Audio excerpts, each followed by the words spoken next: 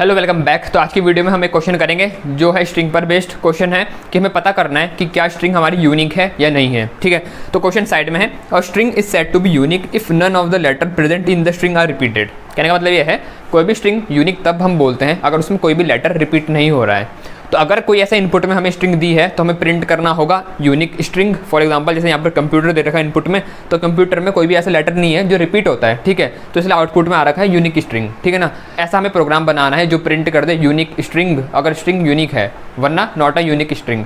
तो प्रोग्राम कैसे बनाएंगे इसका वो देखते हैं। तो चलिए शुरू करते हैं।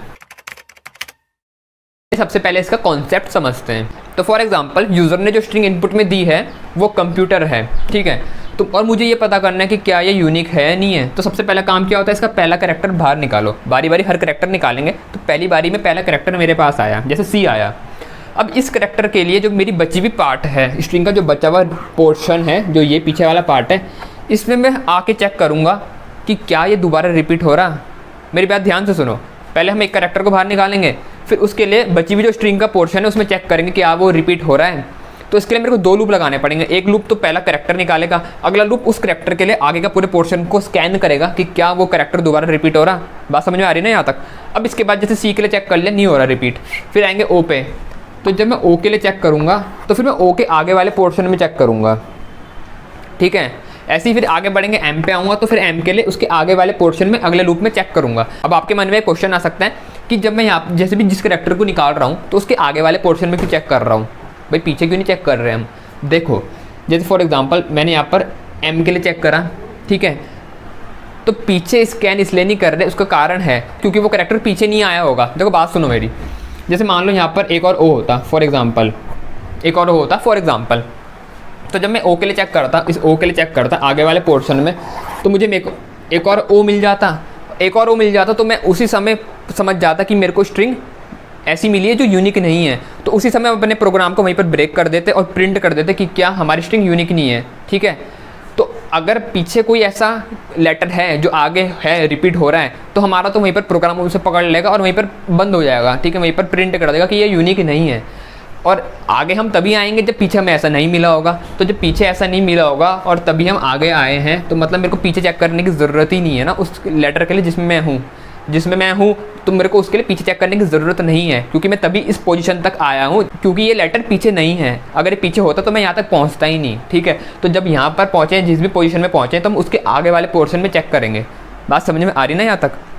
देखो अगर अभी कोई कन्फ्यूजन है भी मान लो तो कोई बात नहीं, जब हम कोड करेंगे ना तो वहाँ पर मैं आपको समझा दूंगा कि कैसे काम कर रहा है। ठीक है, बस इतना याद रखना कि दो लूप लगेंगे हमारे और किस तरीके से करेंगे वो भी देखेंगे। ठीक है, तो अब इसका कोड देखते हैं क्या होगा। तो यहाँ पर हमने स्कैनर को इंपोर्ट कर रखा है। टेस्ट नाम की क्लास के अंदर मेन मेथड है और उसके अंदर स्कैनर का ऐसे नाम का ऑब्जेक्ट है। क्वेश्चन में सबसे पहले बोला है एक स्ट्रिंग इनपुट में लेनी है, तो एक लाइन लिखनी पड़ेगी हमें, system dot out dot print ln enter string.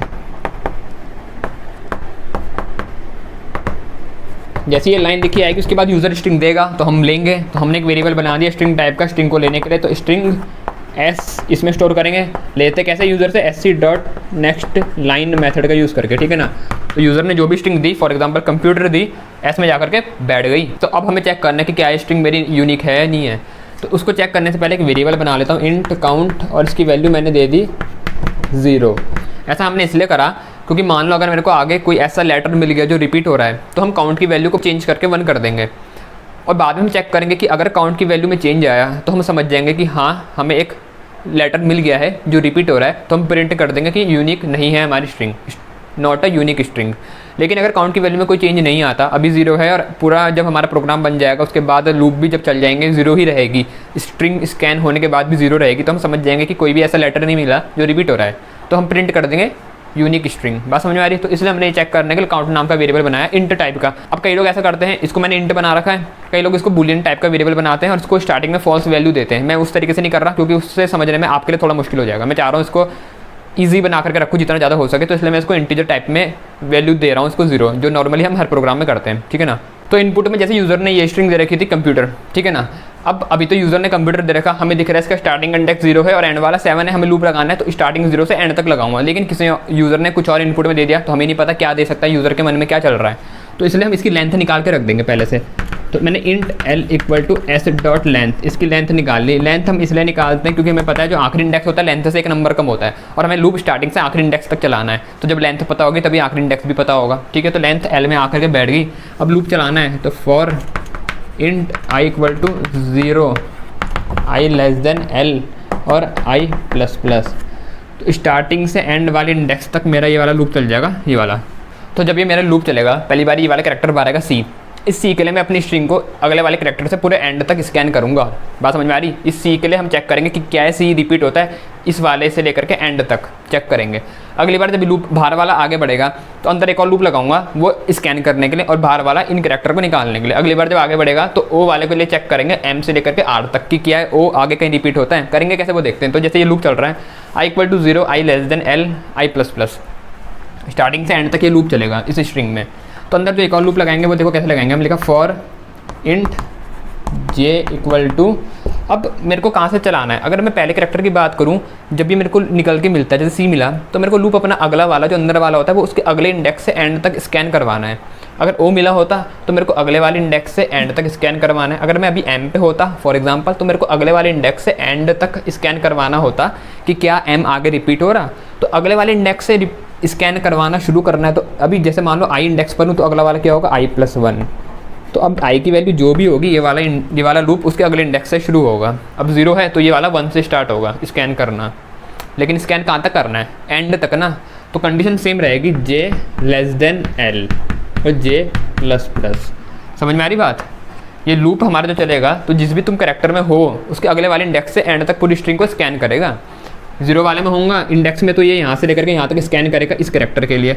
ओ वाले में होऊंगा तो ओ के लिए एम से लेकर के एंड तक स्कैन करेगा। अभी करेगा कैसे वो देखते हैं। तो जब ये लूप चला तो लूप के अंदर मेरे को चेक करना है कि क्या ये कैरेक्टर आगे के रिपीट होता है। तो देखो कैसे लिखूंगा, एक कंडीशन लिखी मैंने इफ़, फिर मैं समझाता हूँ कंडीशन करेगी क्या।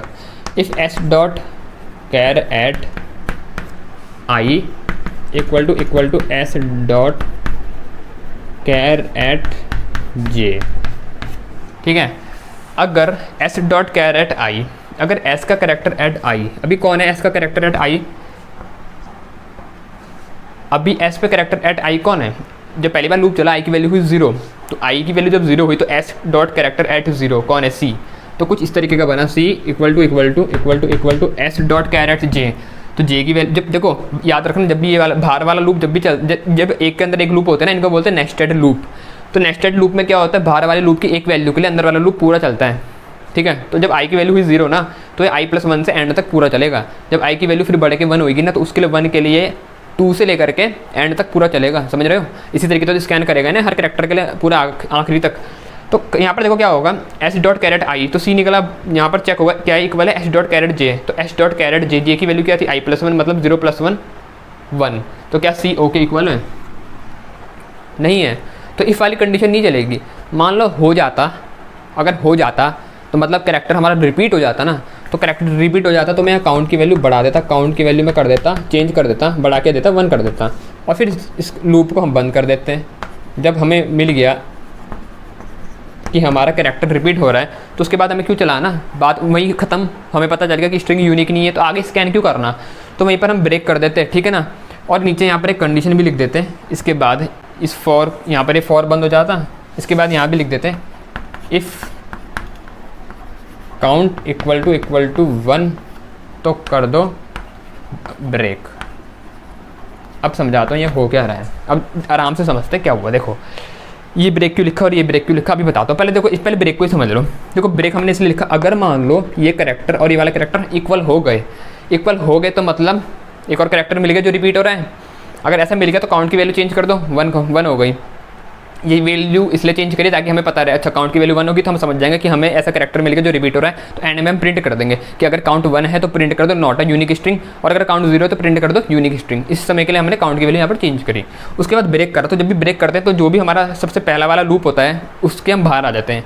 अब ब्रेक हमने क्यों करा, जब हमें पता चल गया काउंट की वैल्यू 1 होगी मतलब लेटर रिपीट हो रहा है, तो अब हमें आगे स्कैन करने की ज़रूरत ही नहीं है ना। तो हमने ब्रेक कर दिया, हम इस लूप के आगे बाहर, तो इस लूप के बाहर आए, अंदर वाले के बाहर वाला लूप तब भी चलेगा, लेकिन हमें तो बाहर वाला लूप भी नहीं चलाना ना भाई। पता चल गया जब स्ट्रिंग यूनिक नहीं है तो क्यों हम टाइम बर्बाद करके मेमोरी बर्बाद करें अपनी। तो इसलिए हमने, वैसे नहीं लिखोगे इस कंडीशन को तो भी कोई फ़र्क नहीं पड़ेगा, लेकिन लिखोगे तो प्रोग्राम अच्छा बनेगा, टाइम कम लेगा चलने में, मेमोरी कम घेरेगा। तो देखो यहाँ पर हुआ यूँ, इसके बाद जब ये जितनी बार बाहर वाला लूप चल रहा होगा ना, ये कंडीशन हर बार चेक होगी कि क्या काउंट 1 के बराबर हुआ। तो अगर मान लो नहीं हुआ होता तो ये वाला लूप आगे बढ़ता, आई की वैल्यू अगर नहीं हुआ होता तो आई की वैल्यू 1 होती, फिर ओ कैरेक्टर के लिए पूरा आगे तक चेक करता।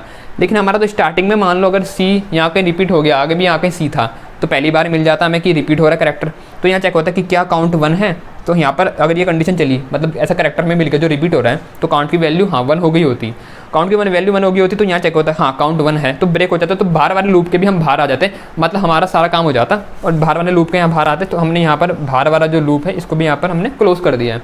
तो ये वाली कंडीशन बाहर वाले लूप को हमें एग्जिट करने के लिए हमने बना रखी है, अगर हमें कैरेक्टर मिल जाता है रिपीट हुआ हुआ। मान लो नहीं मिलता, आप देखते अगर नहीं मिलेगा, जैसे यहाँ पर नहीं मिल रहा है तो क्या होगा, तो चेक होगा कि क्या एस का कैरेक्टर रेट आई है एस के कैरेक्टर रेट जे के बराबर है। तो जब पहली बार आई की वैल्यू 0 थी तो ये सी ओ के साथ कंपेयर हुआ, तब जे की वैल्यू होगी 1, तो 0 पे था सी कैरेट आई कैरेट 0, 0 पे कौन था सी, इक्वल क्या एच डॉट कैरेट जे 0 + 1 कैरेट 1, 1 पे कौन है ओ, तो क्या सी ओ के बराबर है नहीं है। तो अंदर वाला लूप आगे बढ़ेगा, इसकी वैल्यू बढ़ेगी, तो ये हमारी एक और आगे हो जाएगी जे की वैल्यू, अभी क्या थी 1 तो हो जाएगी 2, लेकिन हमें पता है बाहर वाले की वैल्यू तो वही रहेगी ना, मैंने बताया अंदर वाला लूप पूरा चलता है बाहर वाले की हर एक वैल्यू के लिए।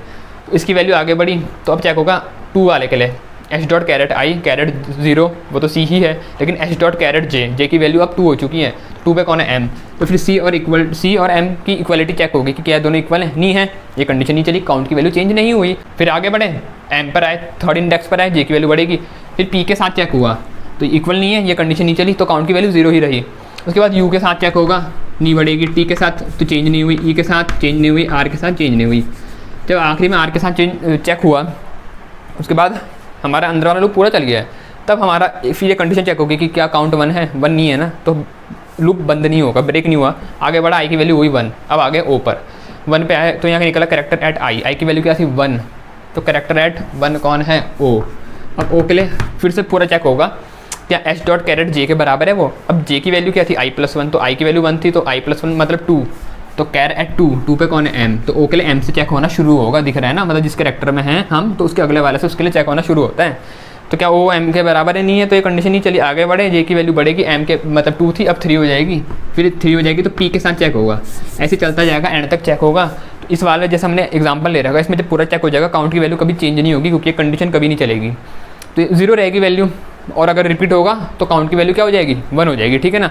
तो बस अब हमें सिर्फ प्रिंट करवाना है, तो अब सीधा एक लाइन लिखेंगे, इफ़ ये लाइन हमारी लूप के अंदर नहीं है, लूप सारे हमारे क्लोज हो चुके हैं, ठीक है ना, बाहर लिख रहे हैं लाइन, तो इफ़ काउंट इक्वल टू 0, तो क्या प्रिंट करना है, system dot out dot print ln unique string, ठीक है। अगर 0 होती तो मतलब यूनिक स्ट्रिंग है, और 0 नहीं होगी तो नॉट अ यूनिक स्ट्रिंग, तो एल्स लिख देता हूँ, या कोई ऐसा भी लिख सकता है else if count equal to 1, वैसे लिखने की ज़रूरत नहीं है, एल्स लिखो, एक ही बात है, 0 नहीं होगी तो सीधी सी बात है 1 ही होगी, तो सीधा एल्स वाला चल जाएगा। एल्स क्या प्रिंट करवाना है, system dot out dot print ln not a unique string, ये हो गया। उसके बाद ये हुआ मेन क्लोज और ये भी हमारी क्लास क्लोज। तो ये था हमारा कोड, बहुत आसान है, अच्छे से करना, समझ के करना, ठीक है, रटना मत, रटोगे तो फिर कुछ नहीं हो पाएगा, ठीक है। तो समझा करो कॉन्सेप्ट को। इस वीडियो में इतना ही, जल्दी अगली वीडियो में मिलते हैं। Thanks for watching.